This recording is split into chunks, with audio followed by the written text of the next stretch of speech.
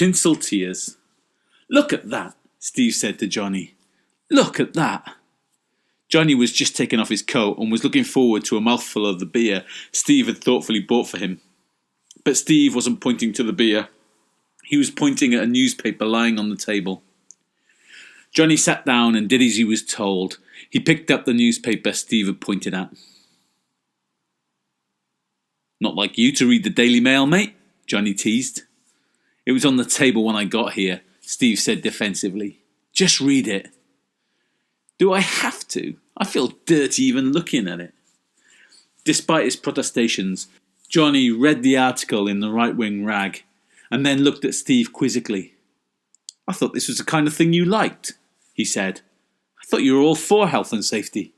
Steve had handed Johnny an article about a lollipop man who had been told to remove tinsel from his lollipop. Apparently the glare was dangerous for drivers. "Oh, I totally agree with the decision," Steve said. "Totally. But look at this snivelling tone, suggesting that the man's bosses are killing Christmas. What would you rather? Dead Christmas or a dead child?" "It's the Daily Mail, mate. What do you expect?" "I know, but look at this line." Steve scanned the article, cleared his throat, and read the line. "When I was told the tinsel had to go, I was in tears, and so were the children." He paused, letting the significance of the line sink in. But as usual, Johnny was not sure where Steve was going with this. "Now I'm sorry, but that's the real news. The headline should be, 'Kids cry over tinsel removal.' Whatever happened to the good old stiff upper lip? Whatever happened to British stoicism? Are we really producing children who burst into tears when their lollipop man has to take down his tinsel? What is going on with parenting? We used to bring up children to win wars and conquer the world, but now we seem to be preparing them to get sympathy votes on the X Factor. It's a bloody disgrace." Steve took a swig of his beer. "I didn't know that you were such an imperialist, Steve," Johnny said.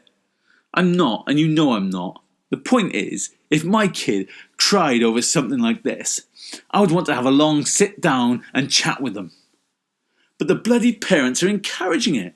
They're probably teaching their kids to do that awful fanning themselves with their hands thing too. Don't get me wrong, there's nothing wrong with a little sob now and then. You know, a dead hamster, a cut knee, the John Lewis advert. But over tinsel? Really? I blame Princess Diana." "Princess Diana?" Johnny said, wondering how Steve's synapses were firing. "Yeah, well, not her exactly, but the overblown reaction to her death.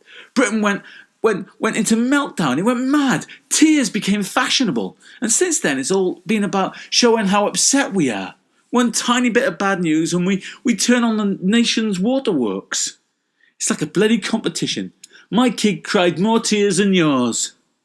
"Steve, you're incorrigible," Johnny laughed as he collected the empties and headed for the bar.